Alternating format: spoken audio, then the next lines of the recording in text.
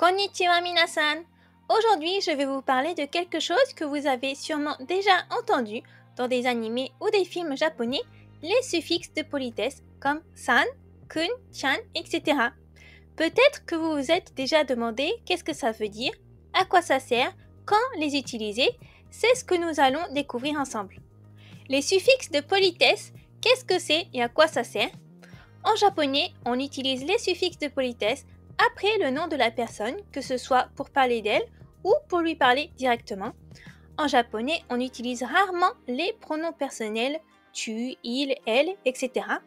On utilise plutôt le nom de la personne avec un suffixe de politesse. On utilise les suffixes de politesse avec le nom de la personne pour montrer de la politesse et du respect envers la personne.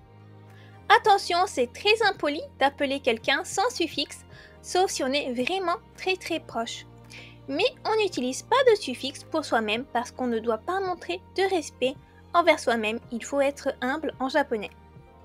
Vu qu'on utilise rarement les pronoms personnels en japonais, c'est très important de savoir le nom des gens à qui on parle.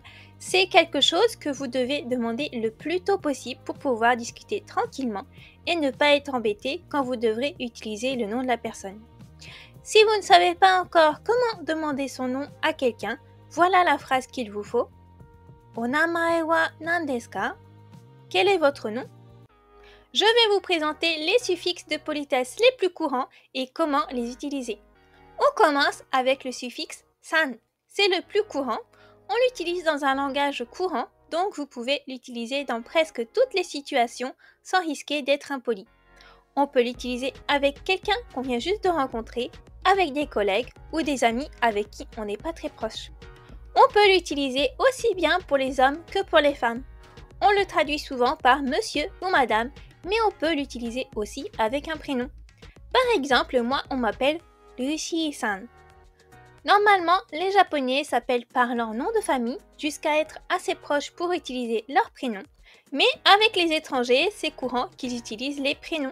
Exemple, Yamada-san, monsieur ou madame Yamada. Sans aucune autre indication, on ne peut pas savoir le genre de la personne. Maintenant, on va voir le suffixe kun. Ce suffixe de politesse s'utilise principalement avec les garçons plus jeunes, des amis garçons plutôt proches ou des hommes qui travaillent en dessous de soi. C'est un suffixe masculin, donc d'habitude, il ne s'utilise pas pour les filles. C'est une façon familière d'appeler quelqu'un, alors faites attention quand vous l'utilisez. Par contre, n'hésitez pas à l'utiliser avec vos amis. Les étrangers parlent souvent de façon trop polie avec leurs amis japonais et ça peut donner l'impression qu'ils sont distants. Parler de façon un peu familière avec vos amis pourra vous faire sentir plus proches l'un de l'autre. Exemple, Yamada-kun, Taro-kun. Il n'y a pas d'équivalent de kun en français, donc on utilisera juste le nom comme ça, soit le nom de famille comme avec Yamada ou le prénom comme avec Taro.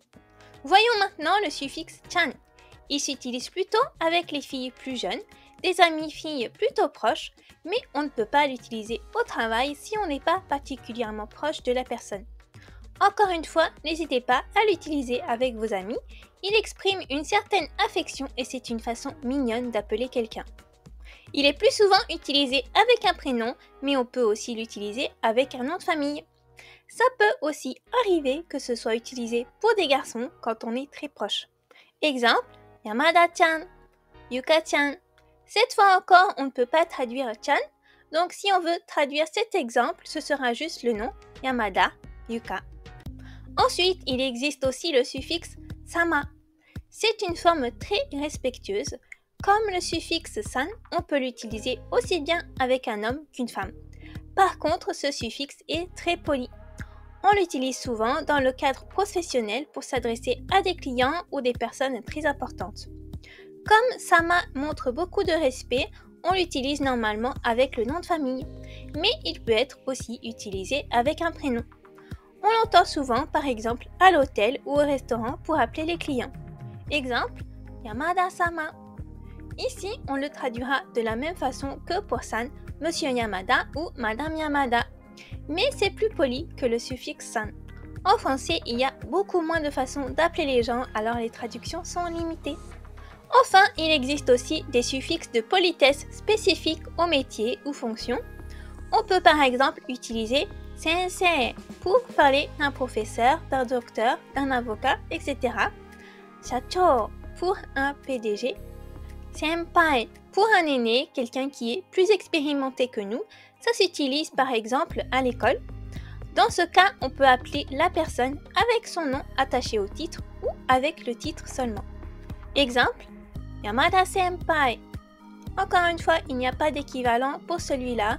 On peut traduire avec juste le nom de la personne, Yamada.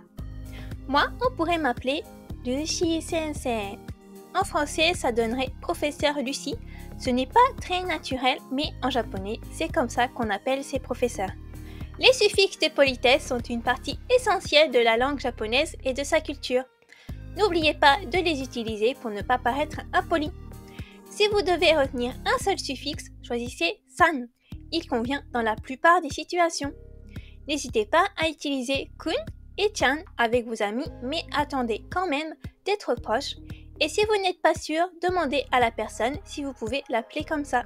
J'espère que cette vidéo vous a aidé à mieux comprendre les suffixes de politesse japonais. Si vous avez aimé cette vidéo, n'hésitez pas à mettre un pouce bleu et à vous abonner pour en apprendre plus sur le Japon et le japonais. À bientôt pour d'autres vidéos. Matane! Vous pouvez télécharger gratuitement mon guide japonais de survie pour apprendre les bases pour voyager au Japon. Vous vous inscrirez aussi à ma newsletter pour recevoir tous mes conseils et en apprendre encore plus sur le Japon et le japonais.